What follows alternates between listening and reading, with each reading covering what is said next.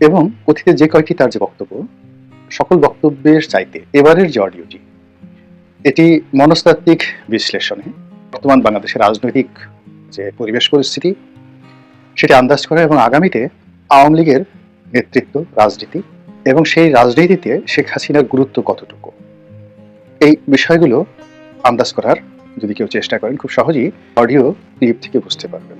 প্রথমত, এই কয়বার যত ভিডিও অথবা ফাঁস করা হয়েছে, এখন এই সকল ভিডিওর অডিওর যে ক্লিপ, সেখানে মূল উদ্দেশ্য ছিল যে শেখ হাসিনার বক্তব্যগুলোকে বাংলাদেশে অন টেস্ট কেসে পাঠিয়ে দেওয়া। সেই কাজগুলো যারা করেছে তারা যথেষ্ট সফল হয়েছেন। এবং শেখ হাসিনা আপনি লক্ষ্য করবেন যে প্রথম থেকে এ পর্যন্ত যত কথাগুলো বলেছেন, তো তার কোনো কথার মধ্যেই ধারাবাহিকতা ছিল না। কখনো তিনি বিষণ্ণ ছিলেন, কখনো তিনি কেঁদেছেন, কখনো তিনি হুমকি দিয়েছেন, কখনো তিনি আবার তার সেই যে সাবেক ভাষা, সেই ভাষায় কথাবার্তা বলেছেন, দখল করার চেষ্টা করেছেন। তিনি যেভাবে খোঁটা দিয়ে কথা বলেন বিভিন্ন মানুষকে, ঠিক সেইভাবে ডক্টর ইউনূসকে, এটি শেখ হাসিনা নেহায়েত একটি ব্যক্তিগত পাগলামো, তার দুর্বলতা, অথবা তিনি সম্বিত হারা হয়ে পড়েছেন। আমার কাছে মনে হচ্ছে আপনি ভুল করেছেন। এর কারণ হলো তিনি প্রায় 15টি বছর বাংলাদেশ চালিয়েছেন অত্যন্ত শক্ত হাতে।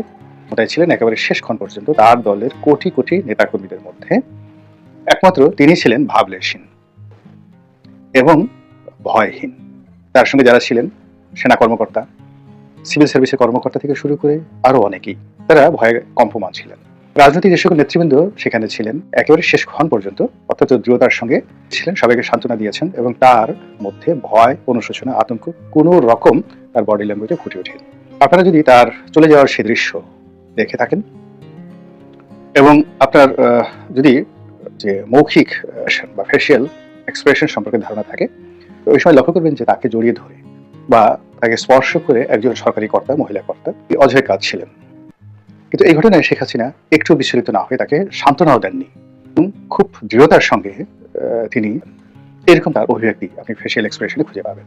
সেই শেখ হাসিনা ভারতে গিয়ে ইচ্ছে করেই তিনি একটার পর একটা অডিও রেকর্ড নিয়ে ফাঁস করেছেন এবং ফাঁস করেছেন এবং সেটি নিয়ে আমরা সারা বাংলাদেশের মানুষ নাচানাচি করেছি এবং এখনো করে চলেছে এবং এটাই তার রাজনীতির প্রধান সফলতা। তিনি এমনটি চেয়েছিলেন এবং তার সেই বক্তব্যের কারণে আমরা যে রেসপন্ড করছি, এর দ্বারা তিনি খুব স্পষ্ট করে বুঝে নিয়েছেন যে তাকে ভালোবাসেন অনেকেই এবং তাকে কাছে নেওয়ার জন্য অনেকেই আগ্রহী এবং তাকে কোনো অবস্থাতেই রাজনীতি থেকে মাইনাস করার কোনো সুযোগ নেই। এর কারণ কেঁদেছেন, তখন তিনি মানুষের প্রতিক্রিয়া দেখেছেন যে তার সেই কান্নাকে কারা গ্রহণ করলো এবং কারা এই কান্নাকে নিয়ে তুচ্ছ-তাচ্ছিল্য করলো, গালাগালি করলো।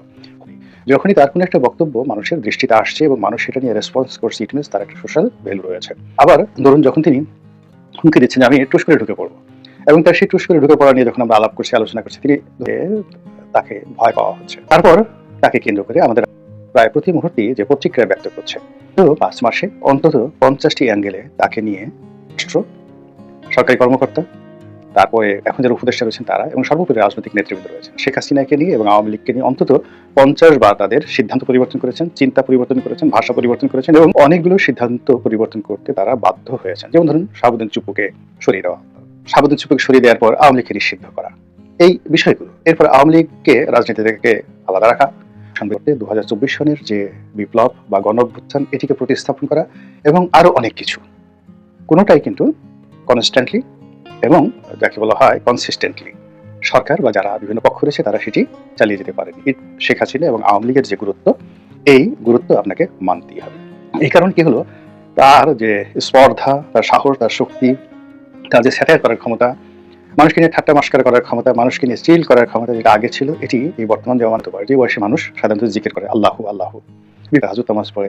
অনেক লোক এই সময়টাতে আওয়ামী লীগের যারা কখনো নামাজ কালাম পড়তেন না, আল্লাহকে বিশ্বাস করতেন না, তারা এই বিপদের মধ্যে পড়ে তারা তাহাজ্জুদ নামাজ পড়া শুরু করেছেন। শেখ হাসিনা অনেক আগেই তাহাজ্জুদ নামাজ পড়তেন, কিন্তু এই সময়টিতে তিনি একবারও নিজামুদ্দিন আউলিয়ার মাজারে যাননি কিংবা গরিবে নেওয়াজ খাজা মঈনুদ্দিন চিশতি রহমতুল্লাহ আলাইহির মাজারে যাননি, এরকম কোনো দৃশ্য আমরা দেখিনি। বরং তিনি তার আপন জায়গাতে থেকে প্রায় প্রতি মুহূর্তে চাণক্যের মতো একটার পর একটা প্রোগ্রাম দিয়ে যাচ্ছেন, মানুষকে ব্যস্ত রাখছেন। পুরো বাংলাদেশে তার বিরুদ্ধের লোককে ব্যস্ত রাখছেন, তার পক্ষের লোকদেরকেও ব্যস্ত রাখছেন।